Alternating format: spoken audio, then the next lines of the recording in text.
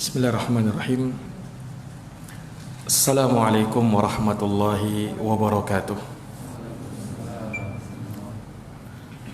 Alhamdulillah. Alhamdulillahi rabbil alamin. Wa bihi nasta'inu ala umuri dunya waddin. Asyhadu an la ilaha illallah wahdahu la syarika lah. Wa asyhadu anna Muhammadan abduhu wa rasuluh. Sallallahu alaihi wa ala alihi wa sahbihi wa man tabi'ahum bi ihsanin ila yaumiddin wa sallama tasliman katsira, amma ba'd. Ma'asyiral muslimin, jamaah salat maghrib yang dirahmati dan dimuliakan oleh Allah. Alhamdulillah, alhamdulillahi bi ni'matihi tatimmus shalihat. Segala puji hanya bagi Allah yang dengan nikmat-nikmatnya tertunai segala amal kebajikan. Salawat dan salam semoga tercurahkan selalu kepada junjungan kita Nabi Agung, Nabi besar Muhammad sallallahu alaihi wasallam, kepada keluarga dan para sahabat serta orang-orang yang senantiasa meniti jalannya sampai hari kiamat. Bapak-bapak, saudara-saudara jamaah Masjid Al-Husna yang dirahmati dan dimuliakan oleh Allah, pada malam hari ini kita bersyukur kepada Allah Subhanahu wa taala karena kembali dipertemukan dalam majelis ilmu. Kita bermohon kepada Allah semoga majelis kita senantiasa mendapatkan rahmat dan keberkahan dari sisi Allah Subhanahu wa taala. Amin ya rabbal alamin. Jamaah sekalian, kita akan melanjutkan tafsir dari surat At-Tin, yang mana kita telah membahas setengah dari ayatnya, mulai dari ayat yang pertama sampai memasuki ayat yang keempat. Dan telah kita sebutkan di pertemuan yang lalu bahwa di surat yang agung ini Allah Subhanahu wa taala memulainya dengan sumpah, dan Allah menyebutkan 4 sumpah: Wattini wazzaitun wa turi sinin wa hadzal baladil amin. Demi tin dan zaitun. Dan telah lewat bahwa para ulama berselisih pendapat apa yang dimaksud dengan tin dan zaitun dalam ayat ini. Namun yang banyak dipilih oleh para ulama ahli tafsir bahwa yang dimaksud dengannya adalah buah tin dan buah zaitun. Kenapa disebutkan makhluk ini? Kata para ulama, dikarenakan dia adalah buah yang berkah. Dan Imam Al-Baghawi rahimahullahu taala di dalam tafsirnya disebutkan buah tin sebab dia mirip dengan buah di surga, kata beliau. Yang mana buah tin ini buah yang sangat mudah dipetik dan dimakan habis, tidak ada yang dibuang. Mirip dengan buah surga, kata beliau. Adapun buah zaitun karena keberkahannya, ya, yang manusia mengambil darinya minyak yang itu dimanfaatkan oleh manusia, termasuk di dalamnya untuk pengobatan. Makanya Allah mengatakan min syajaratin mubarakatin zaitunah, bahwa dia berasal dari pohon yang diberkahi, yaitu zaitun. Nah, maka ini menunjukkan keberkahan buah ini. Makanya Allah bersumpah dengannya, demi buah tin dan buah zaitun. Kemudian waturi sinin, demi bukit Tursina. Allah sebutkan ini karena mengenang peristiwa tatkala Nabi Musa diajak bicara oleh Allah Subhanahu wa taala di bukit tersebut. Nah, dalam peristiwa yang telah kita sebutkan kemarin, maka Allah Subhanahu wa taala bersumpah dengannya, demi bukit Tursina, demi bukit Sinai, wa hadzal baladil amin, dan demi negeri yang amin, negeri yang aman ini, yaitu Makkatul Mukarramah. Nah, dan telah kita sebutkan bahwa Allah menjadikan negeri ini negeri yang aman, sehingga tidak terjadi peperangan di dalamnya, dan diharamkan hal tersebut. Diamankan orang-orang yang masuk ke dalamnya, Bahkan menurut sebagian ulama seperti Imam Al-Qurtubi rahimahullah, aman dari bencana alam. Ya, ya bagaimana tidak? Ya, disebutkan bahwa gajah saja tentara Abrahah yang ingin masuk menghancurkan Ka'bah tidak berani masuk. Ya kan? Kenapa? Karena kesucian Ka'bah itu dan kehormatan kota Makkah, sehingga dia terjaga dan dia negeri yang aman berkat doanya Nabi Ibrahim alaihi salam. Nah, maka Allah Subhanahu wa taala sebutkan sumpah ini mengisyaratkan 3 orang nabi yang mulia yang merupakan ulul azmi. Yang pertama Nabiullah Isa alaihi salam, sebab ketika diisyaratkan buah tin dan buah zaitun, ini isyarat kepada tempat negeri Syam, yang mana Nabi Isa alaihi salam diutus di situ, di negeri Syam. Kemudian ketika disebutkan waturi sinin, maka ini mengisyaratkan kepada Nabiullah Musa alaihi salam yang menerima wahyu di sana. Dan yang ketiga, wahadal baladil amin, dan demi negeri yang aman ini mengisyaratkan kepada Nabi kita Muhammad sallallahu alaihi wasallam. Ya, karena Nabiullah Muhammad sallallahu alaihi wasallam diutus oleh Allah Subhanahu wa taala di negeri haram, yaitu di negeri Makkatul Mukarramah. Nah, ini para jamaah sekalian yang dirahmati dan dimuliakan oleh Allah Subhanahu wa taala. Allah bersumpah dengan 4 makhluknya ini untuk menegaskan satu perkara. Itu yang Allah sebut di ayat yang keempat. Laqad khalaqanal insana fi ahsani taqwim. Sungguh kata Allah, betul-betul kami ciptakan manusia fi ahsani taqwim, dalam bentuk yang terbaik. Ya, manusia adalah makhluk terbaik ciptaan Allah Subhanahu wa taala.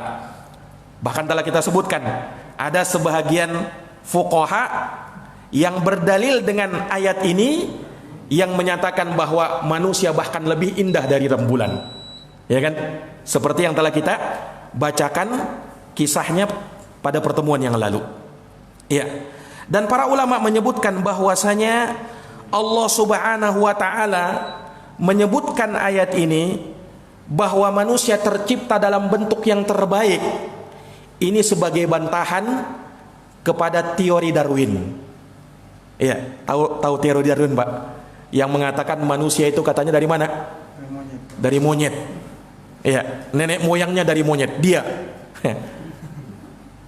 Kalau kita meyakini bahwa kita nenek moyang kita Nabiullah Adam alaihissalam, bukan monyet. Sebab monyet hewan dan manusia diciptakan oleh Allah dalam bentuk yang terbaik. Maka tidak mungkin, mustahil kalau kita dari monyet. Ya, nenek moyang kita adalah Nabiullah Adam alaihissalam yang diciptakan oleh Allah Subhanahu wa taala dalam bentuk yang sempurna. Nah, jamaah yang dirahmati dan dimuliakan oleh Allah Subhanahu wa taala, bahkan para ulama mengatakan bahwa kesempurnaan manusia ini diciptakan oleh Allah Subhanahu wa taala zahiran wa batina, baik dari fisik luar dalamnya, jasmani maupun rohaninya, sempurna, tidak ada kekurangan di dalamnya. Ini jamaah sekalian, dan memang terbukti ya, dengan kemajuan teknologi sekarang ternyata ya, diteliti dan dilihat bagaimana ya, kalau kita mempelajari ilmu anatomi tubuh, Pak, luar biasa tubuh kita ini. Ya, mulai dari kepala saja dengan hiasannya, ada matanya, ada hidungnya, ada mulutnya, ada telinganya, luar biasa, sempurna. Ya, mata ini saja, ini saya dengarkan dan saya baca dari sebagian ahli, ya, kekuatannya kalau dihitung dengan megapiksel sama dengan 536 megapiksel. Kekuatan mata ini. Kamera yang paling canggih saja belum sampai setengahnya. Ya. Dan juga disebutkan bahwa mata ini ya, untuk menyambung ke otak dia mempunyai saraf. Ya kan? Berapa jumlah saraf mata ini ke otak? Ya, disebutkan oleh para ahli juga dalam masalah ini. Nah, ada yang menyebutkan sekian, dan ternyata diteliti sampai 20 juta saraf. Bayangkan Pak, 20 juta saraf.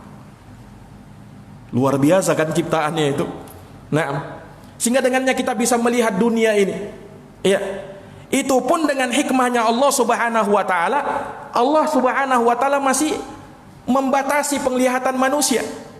Makanya kita tidak bisa melihat jin. Ya kan? Innahu yarakum huwa wa qabiluhu min haitsu la tarawnahum. Sesungguhnya dia, yaitu jin dan syaitan, bisa melihat kalian dari arah yang kalian tidak bisa melihatnya. Kenapa? Karena saraf untuk melihat jin kita tidak punya. Ya, tapi sebahagian makhluk Allah kadang diberi, seperti anjing Pak. Nabi menyebutkan ketika dia menggonggong, mintalah perlindungan kepada Allah. Kenapa? Karena dia sedang melihat syaitan. Ya kan? Dia bisa melihat. Karena memang diberikan oleh Allah saraf untuk bisa melihat jin. Nah kita juga tidak diberikan saraf untuk bisa melihat malaikat. Tapi sebagian makhluk diberikan. Ayam misalnya. Nabi menyebutkan dalam hadits yang sahih, ketika ayam berkokok, mintalah rahmat kepada Allah. Kenapa? Karena dia sedang melihat malaikat. Manusia tidak bisa melihat. Subhanallah. Ini keluar biasaan ciptaan Allah Subhanahu wa taala ini. Hidung. Ya. Kata para ulama, kata ahli di dalam hal ini, mereka yang ahli, ya, hidung kita ini bisa mencium dan membedakan 50.000 jenis bebauan.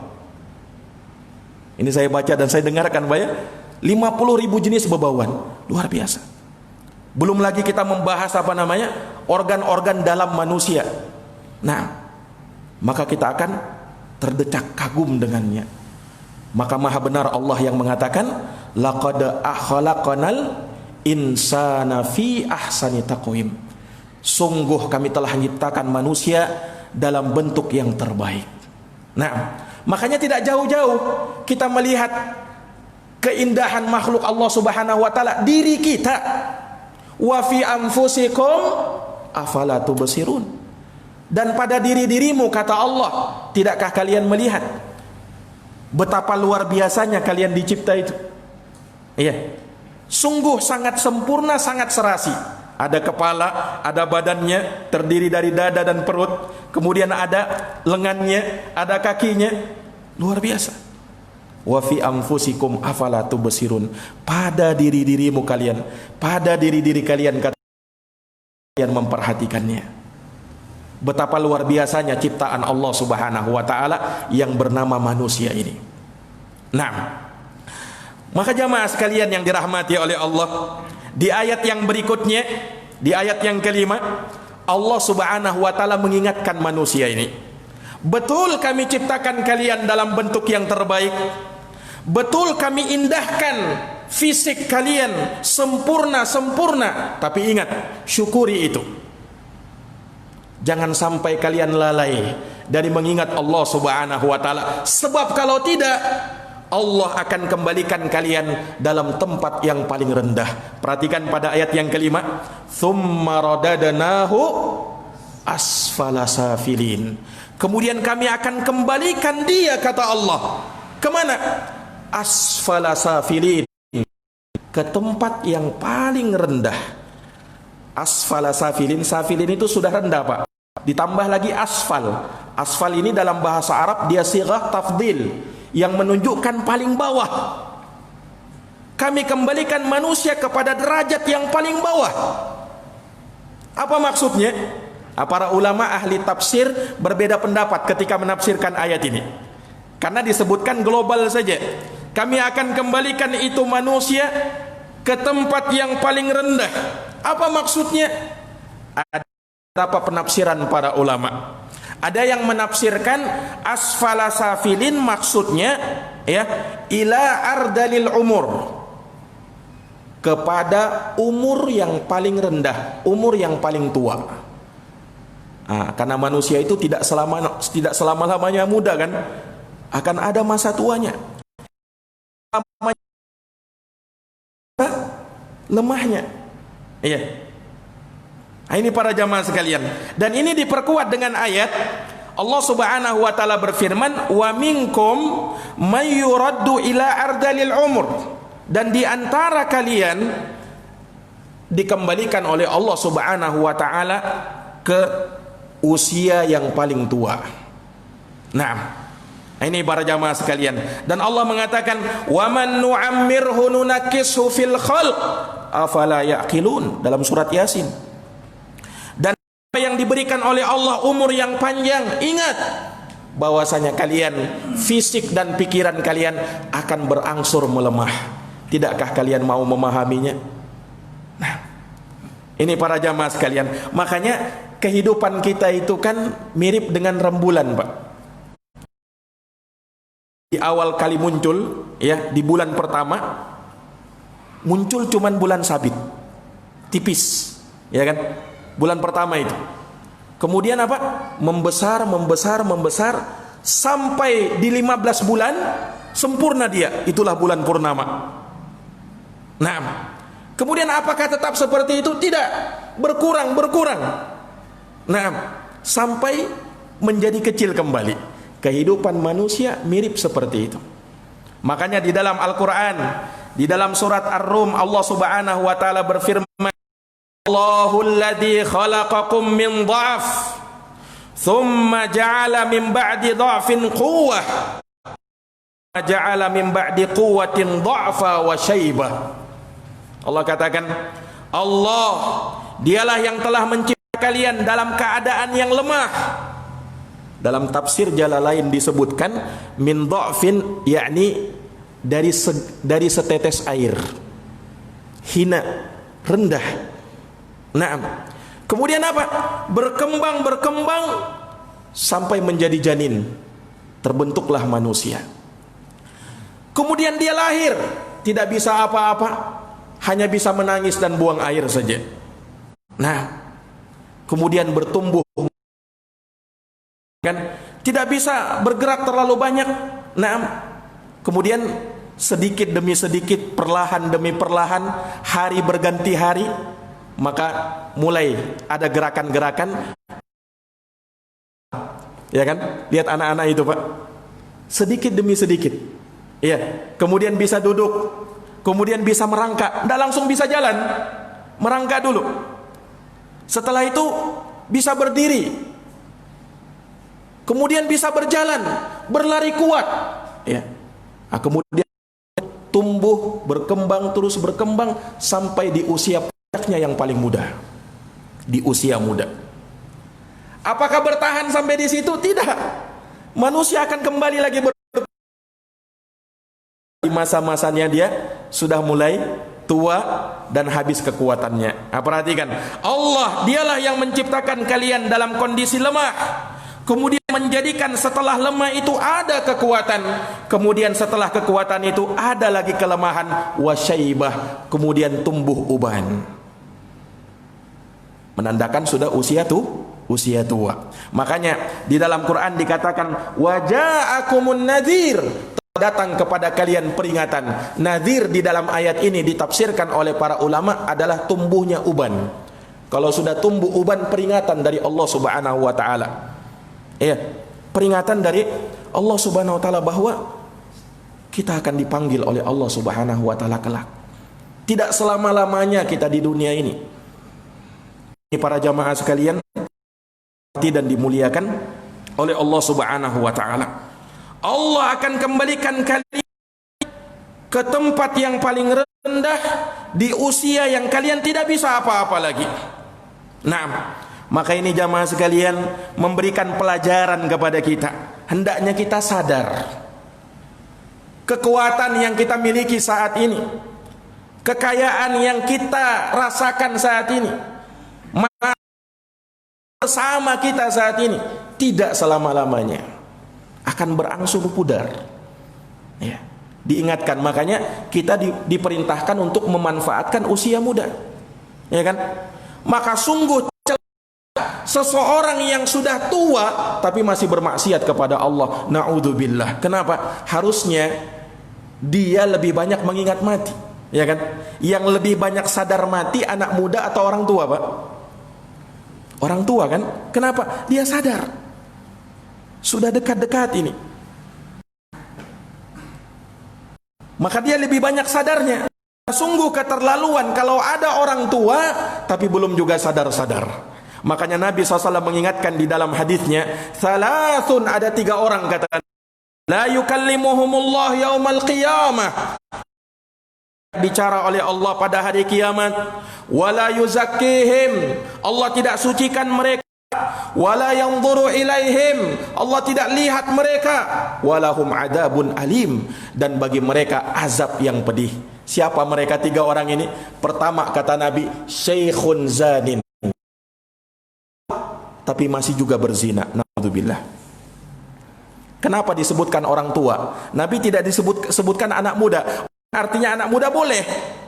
Tidak. Tapi Nabi sebutkan ini sungguh keterlaluan. Kok bisa yang harusnya dia tua, dia ingat mati, tapi ini malah menjadi-jadi.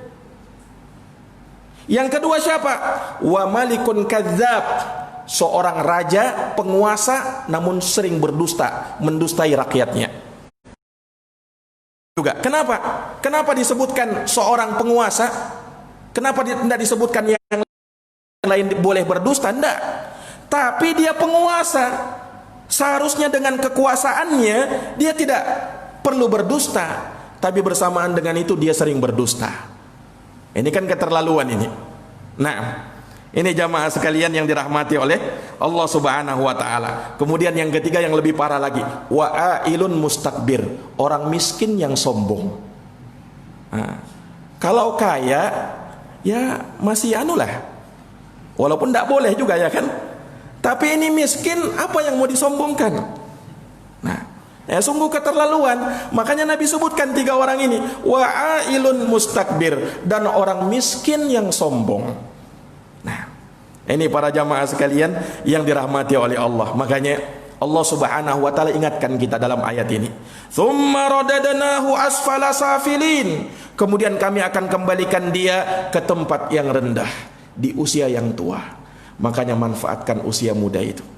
7 golongan yang akan dinaungi oleh Allah, hari yang tiada naungan kecuali naungannya Allah Subhanahu wa taala. Siapa mereka?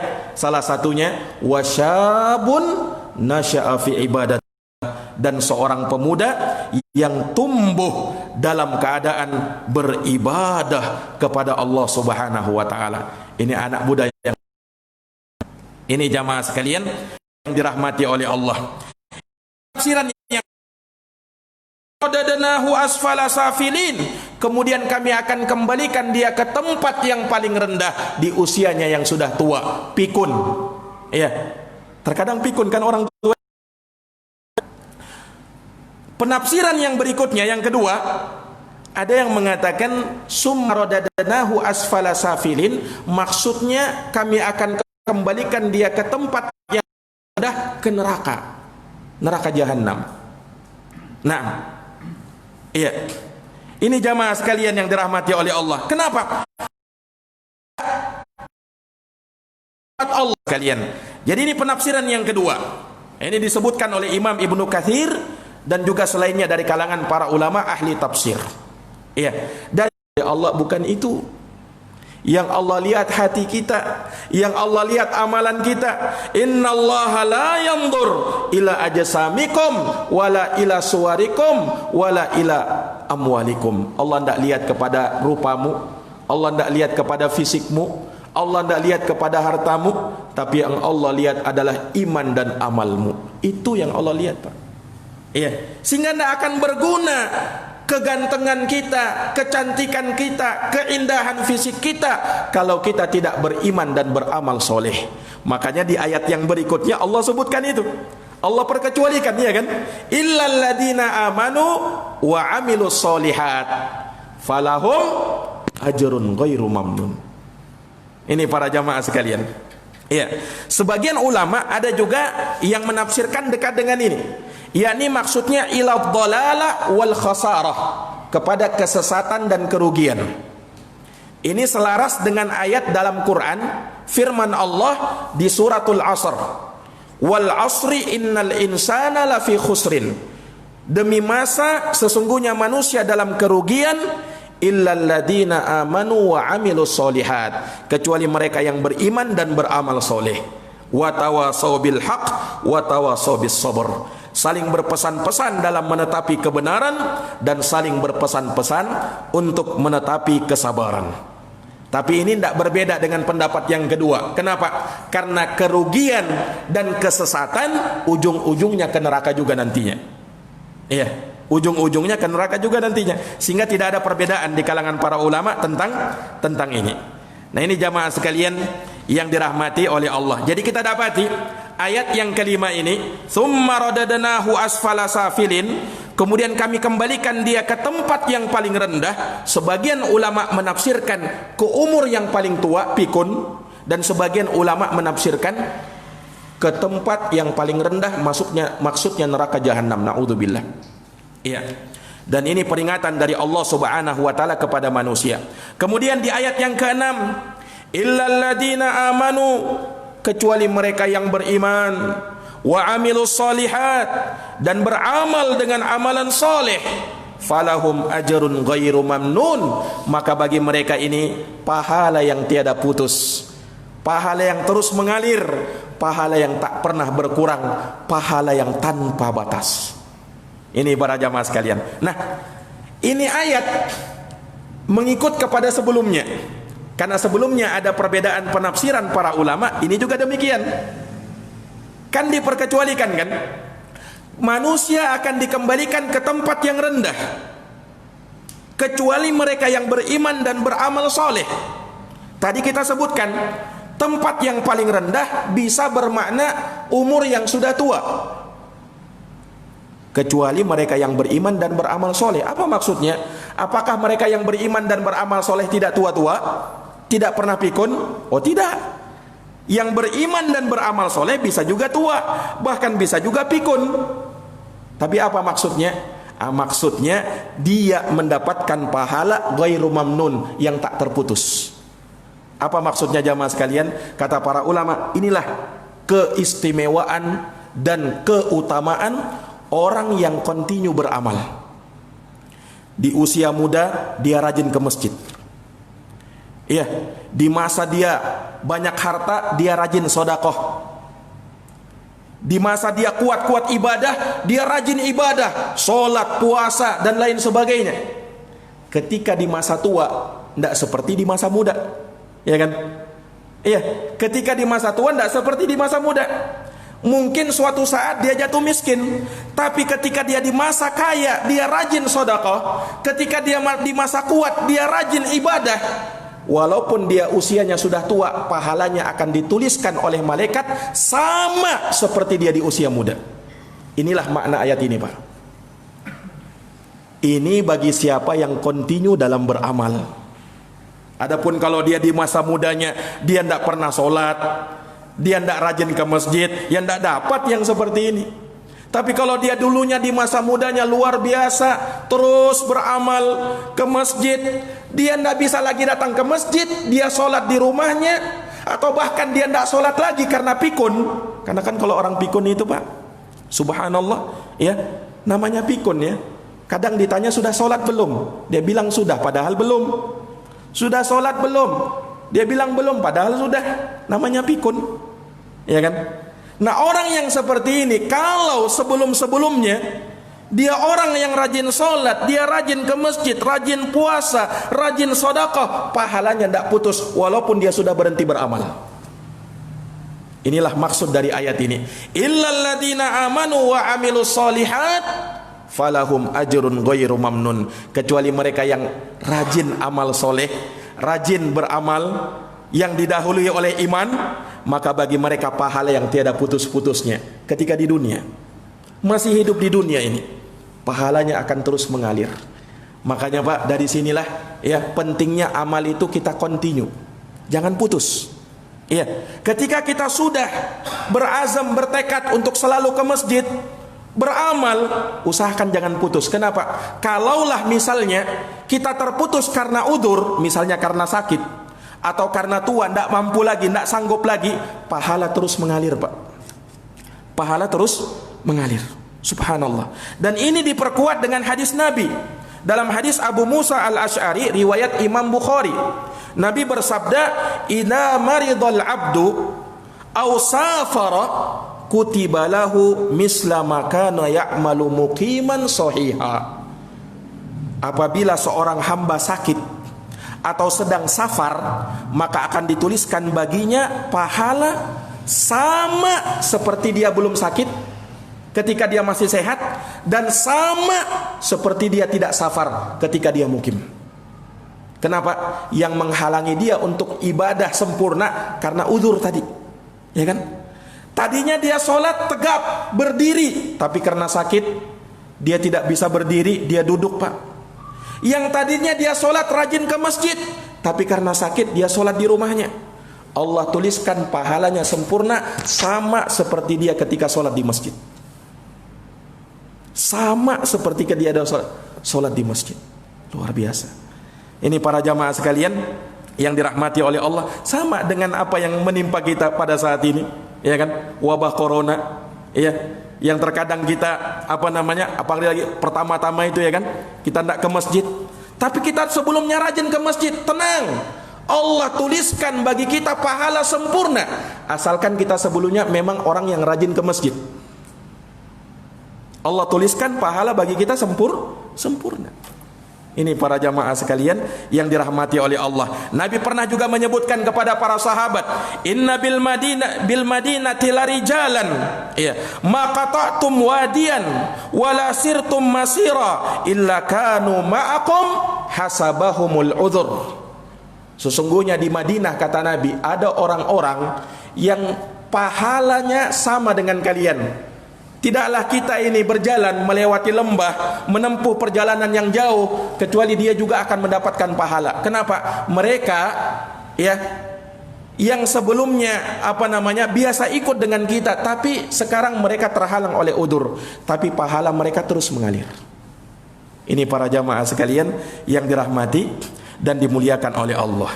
Nah, ini penafsiran yang pertama. Ada penafsiran yang lain, illal ladina amanu wa amilus solihat, kecuali mereka yang beriman dan beramal soleh, falahum ajrun ghairu mamnun, bagi mereka pahala yang tidak putus. Menurut penafsiran yang kedua, yang tadi dikembalikan asfala safilin ke neraka, kecuali yang beriman dan beramal soleh, mereka tidak masuk neraka. Mereka kemana? Masuk ke dalam surga. Surga amalan yang tiada putus-putus, pahala yang terus mengalir, keutamaan yang terus Allah subhanahu wa ta'ala berikan kepada ahlul jannah. Makanya dikatakan ghairu mamnun. Apa maknanya ghairu mamnun itu, Pak?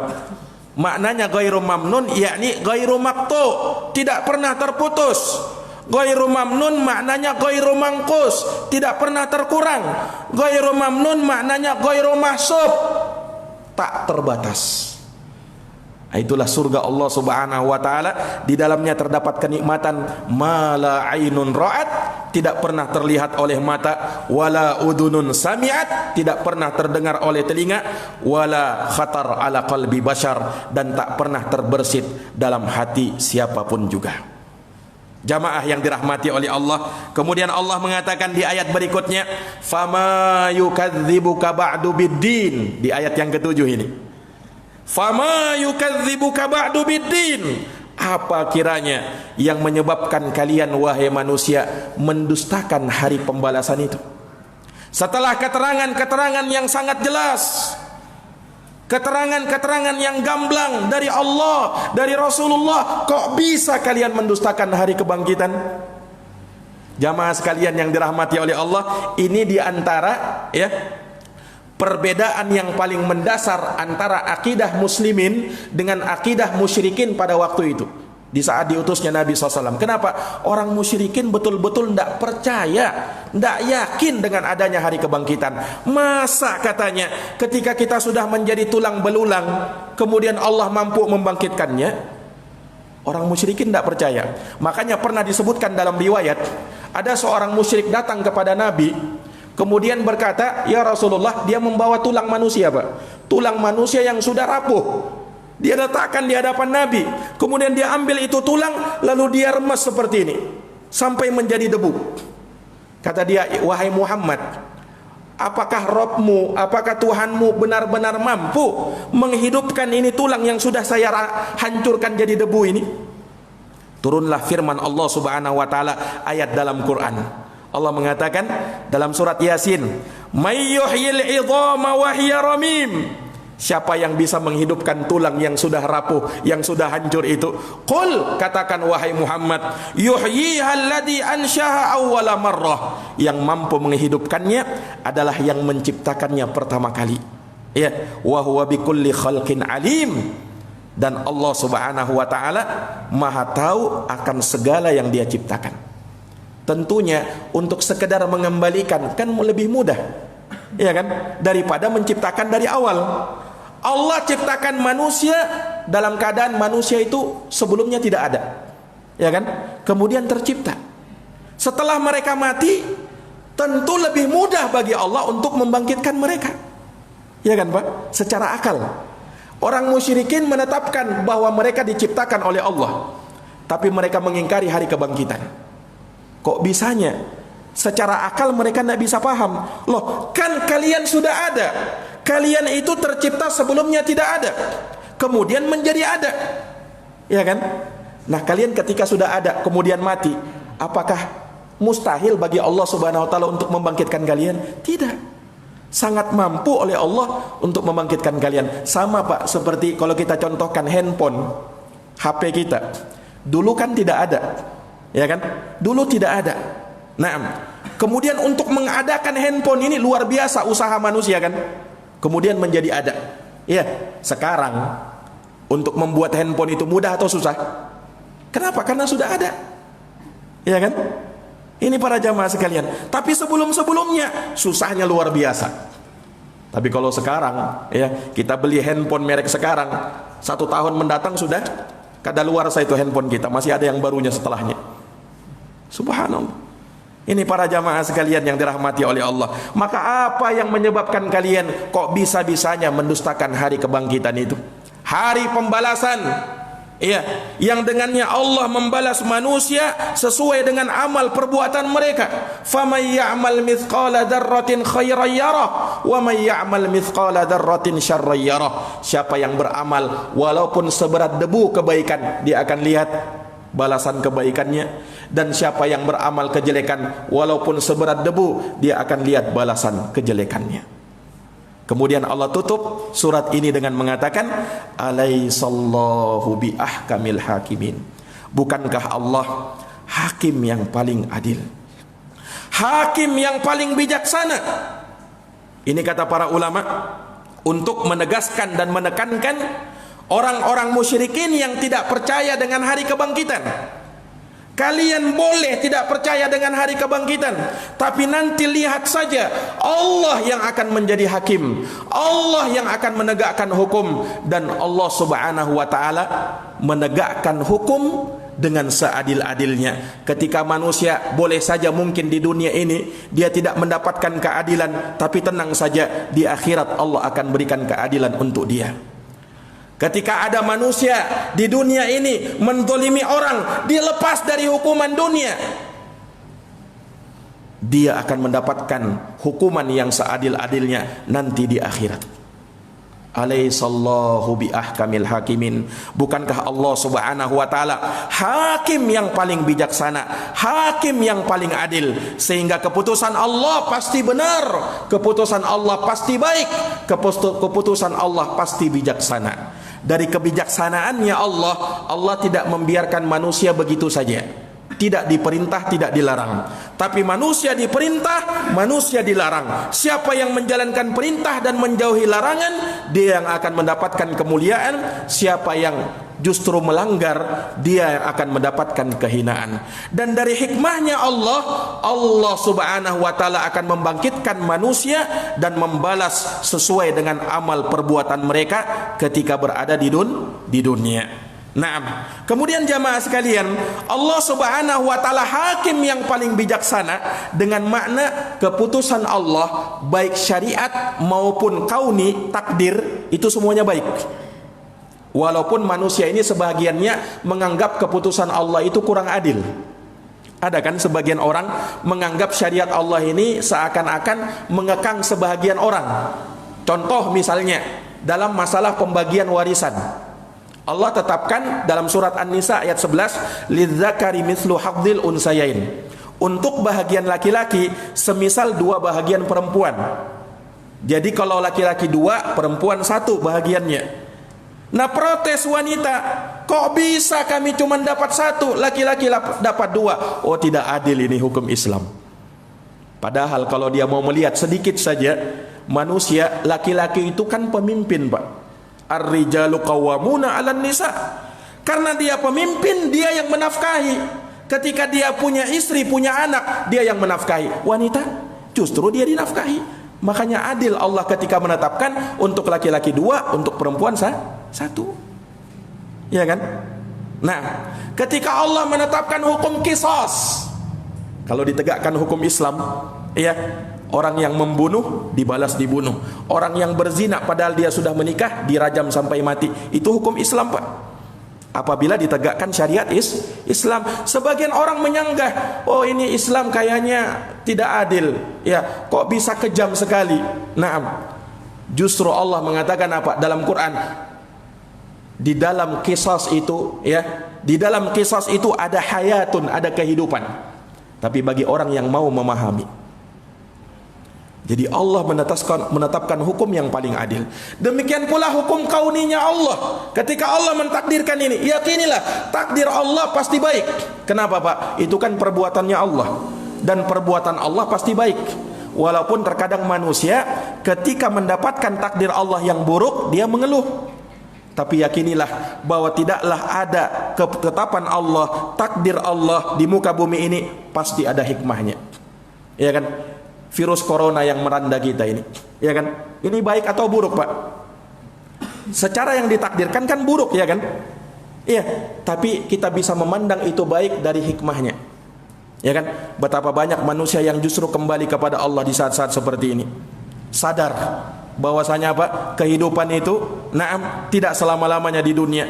Terkadang kita bisa mati, terkadang penyakit bisa menghampiri kita. Orang yang sombong, ya, orang yang congkak dengan kemegahannya, dengan kekuatannya, tidak bisa apa-apa dengan hal tersebut. Hikmahnya sangat banyak.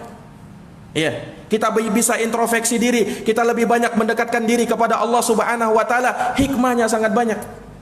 Nah, kenapa? Semua ketetapan Allah, semua keputusan Allah, semua takdir Allah pasti ada hikmahnya. Tidak ada yang keluar dari hikmahnya Allah Subhanahu wa taala. Jamaah yang dirahmati dan dimuliakan oleh Allah, ini yang dapat kami sampaikan dari tafsir surat At-Tin ini. Insyaallah taala di pertemuan yang akan datang kita akan lanjutkan di pembahasan surat Asy-Syarah atau surat Al-Insyirah.